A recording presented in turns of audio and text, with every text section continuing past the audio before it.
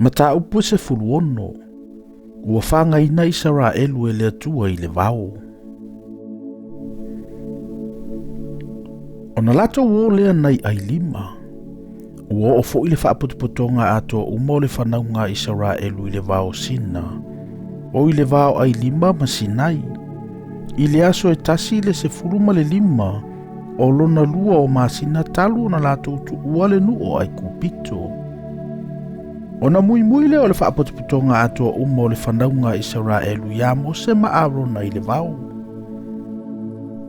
Ua whai atu fo I le whanaunga Israelu ya te ila ua. Ana oti I mātou I le a au Yehova I le nuo ai kupito. Au mātou no nofo la talata I ulo e tunu ai tu whaanga. Na mātou a ai fo I le mea e ai mama o onai. Awawa o lua au mai I mātou I le nei vao. Ina ia whasiotia le nei whaapotopotonga atoa umai le fia ai. Ona whetalai mai leo Yehova ya Mose. Whauta, o te whaatoto ina ifo le mea e ai mai le langi ma o tau. E o atu fo I le nuu malatou whaapotuina. O le aso maana mea e tusai. Ina ia o tofo ai I ante I lantou. Pe lantou te sava vali I lau tu la fono pe le ai. A o fo I le aso ono. Lantou te sauni le mea au mai ai. E tailua mea I mea whaaputu ai I le aso ma le aso. Ona whai atu le o Mose ma Arona I le whanaunga uma Israelu. Afi tau te ilo ai.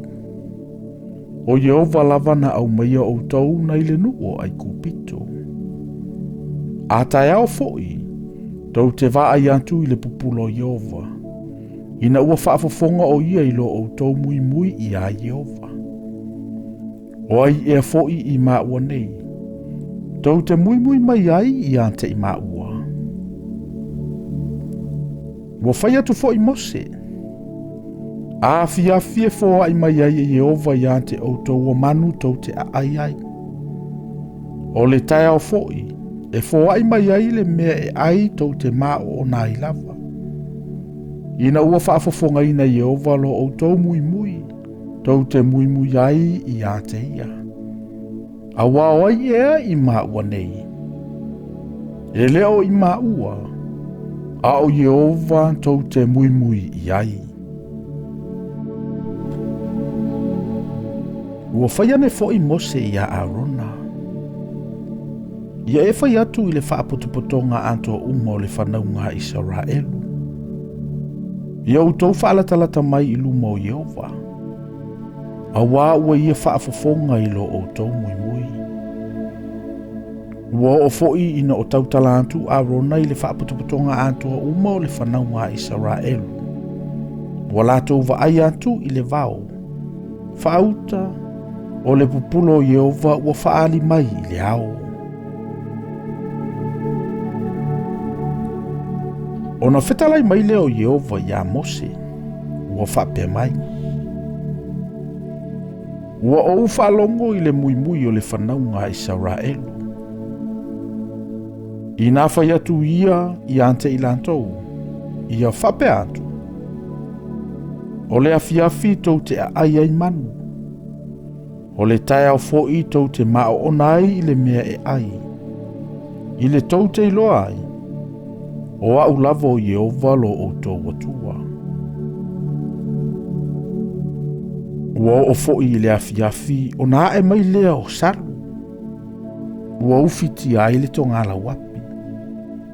O le tae au fo I, ua toto ai le sau. Ua sio ina ai le tongala wapi. Ua alua e fo I le sau sa toto. Whauta, o le fonga ele. Ua iaini mea iti whaalapotopoto. E la iti pei o le sautoa I lunga o le ele. Ua iloa e le whanaunga Israelu. Ona latou whaiane lea o le tasi. Se a ea le nei. A wala tou te le iloa po le a lea. Aua whai atu Mose i ante i lantou. O le mea e ai le nei. Ua whaina mai e Jehova i ante outou e ai ai. O le mea lava le nei ua poloa i mai ai Jehova. Ia whaaputu i ai e taitasi le tangata e tusa malana e ai ai. O le o mera ma le tangata. E tusa ma o outou tangata ua Faitauina. Ia outou taitasi ma ave whaatatau i e o ilona fale i e. Ua whape lava o na whaia e le whanaunga Israelu. Ua latou whaaputu lava. Ua tele a isi. Aua iti a isi. O na latou fuatia lea i le o mera. O le ua telea na mea i le aisa na mea e toe. O le ua iti ana mea. E le whaale lava fo'i ana mea. Ua latou taitasi ma whaaputu tusa malana mea e ai ai. O na whai atu le o Mose i ate i latou. Aua nei tuu e se tangata sina toe mea i le taiao. Ai le i whaalongo i latou i a Mose. Ua tu e nisi tangata toe mea i le taiao. I le ua tupu a ilo. Ua elo sia. O na ita i le o Mose i ate i latou. Ua latou whaaputu ai fo i lea taiao ma lea taiao. E taitasi le tangata e tusa malana e ai ai. E vevela fo i le la. O na usi ai lea. Ua o fo i lea sono. O na latou whaaputu ai lea e lua mai a latou mea e ai. E ta i lua o meroa ma le tangata e toatasi. I le ua o ane ai o matai uma o le whaaputupotonga. Ma whaali atu ai i a Mose. O na whai atu le o ia i ate i latou. O le mea lava le nei ua whetalai mai ai Jehova. O le aso tae ao le malolonga le o le sapati pa ia i a Jehova. O mea tau te fia tau, i nā tau ia. O mea fo i tau te fia tunuina, i nā tunu ia. O mea uma fo i ua toe, i au tau tuu lea ma au tau. Ma te uai se ia tae ao. Wa la tau tu ua fo i le tae ao. Peo na poloa i mai ai o Mose. Ai le i elo sia lava. E le ai lava se ilo o i ai. Ona whai atu le o Mose. Tau te a ai lea i le aso. A wao le sapati le aso nei i a Jehova. Tau te le mawase mea i le vao i le aso. O aso e ono tau te whaaputu ai. A o le aso fitu. O le sapati lea e le iai se mea.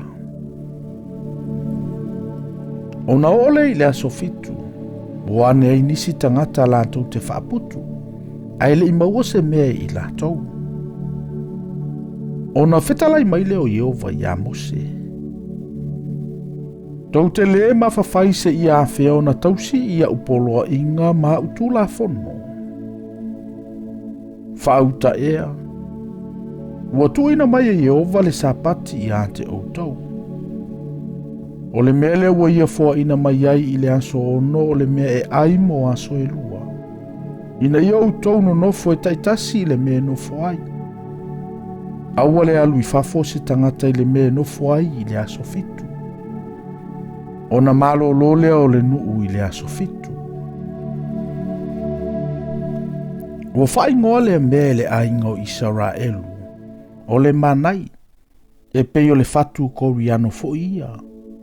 E sina sina. E tusa fo ilo na manongi ma le whaapapa a reto ua palu ma le meli.